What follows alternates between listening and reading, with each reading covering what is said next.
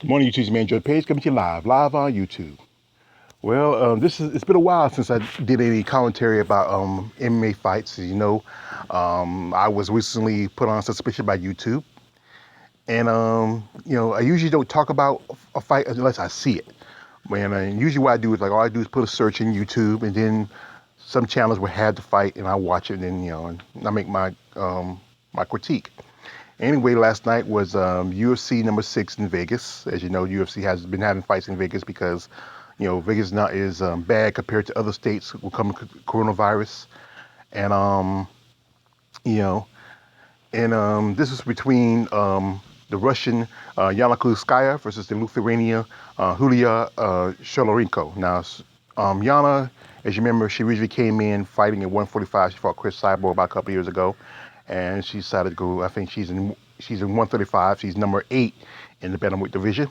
And Yulia is former Victor bantamweight champion, and she's known for her bloody fight which she had against another fighter was at Invicta 40. Now, to me, the fight. Well, a lot of people was thinking that it was going to go, head-to-head, battle, Lithuanian versus Russian. And you've know the history of both countries. They're both former citizens of the Soviet Union, and Soviet Union's been dissolved years ago.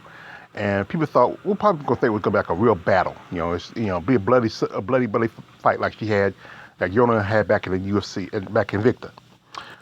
But what happened was just pretty much a dominant fight performance by Yana. She had Yulia against the cage most of the fight. In the first round, Yulia tried to jump guard a couple of times, but it didn't work.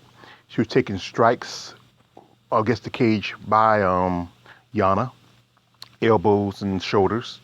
At one point, you did see blood, but it was mostly coming from Yulia's nose. And then by the time they got to the second round, Yulia was doing about the same. Yana put against the cage. Yulia was doing pretty a good fight, but just not enough. I mean, Yana was just dominant throughout the whole second round. At one point, they did go to the ground, and Yulia did try to attempt a arm bar, but pretty much Yana kind of wrestled her way out of it. At one point, the referee told him to be careful. She said that still. Stoliarenko was a down opponent, so you can't knee her. So, but they got to find a way, if you watch how sometimes when you get to a situation, it's like try to make a pretzel out of themselves. But anyway, by the time they left the third round, they did get into the ring, in the middle ring for a little bit. And then, it didn't last long. And once again, Yana put Yulia against the cage. And it's just, it was pretty much, a lot of people probably were hoping for a blood and guts battle like Yulia had back in Invicta 40, but it wasn't so. I mean, the only person who was bleeding blood was Yulia. Now, Yana did have a few scrapes, but nothing too serious compared to her opponent. Now, this is how I feel like this. I know UFC is a big jump for a lot of competitors. I mean, it's an opportunity being on a big show, but I think Yulia wasn't really ready for you just yet. I mean, I know she's the former Invicta champion, but she just got a title a few months ago.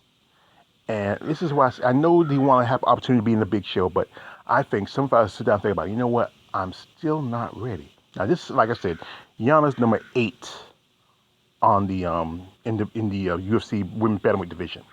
Wasn't that long ago she beat Aspen Ladd and she beat Marion Renault.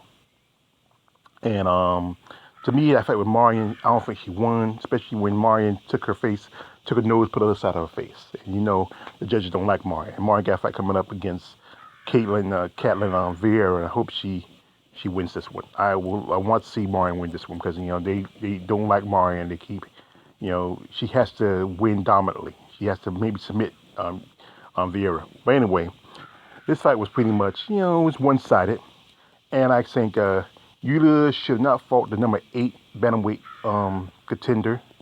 She should have fought someone in the bottom 15. I mean, I know it's an opportunity to be in the UFC, but at least you're a former champion. You at least should get somebody who's like at your level. You should build yourself up first before you throw you into the in the fires against one of the top 10 women. That's just, uh, I think if she should be down in the bottom 15. She would fight somebody in the bottom 15 and then climb her way up. But with this whole coronavirus thing going around, there's a lot of things changing. A lot of fighters getting an early push. Wasn't that long ago? Was it? There's been a couple of fighters who got picked up for Invicta. As you remember, who now get an opportunity to fight in the UFC. But two fighters who I've seen who not got picked in Invicta was just recently, as Caitlin Young, she just fought Latoya Walker, and she's the she ain't got she hasn't got picked up. We can't forget Pam Bam Sorensen, who's the current Invicta 145 champion. I don't know why they'll pick her up, and also Vanessa Porto, who's the current 125 champion. I don't know why they'll pick up. You already picked up two champions from Invicta, and that's the Brianna Benjune, who just won the title last year, and and Stoliarenko, who just won her title just a few months ago. But anyway, the fight was just one-sided, and I feel that it wasn't a good showing for Stoliarenko, and maybe next time when they do pick up somebody, a brand new Victor top champion, I think you should think about before you want to go to UFC, you want to really defend your title at least a couple of times. You should enjoy the page, like, subscribe. Don't like, don't subscribe. I'm out.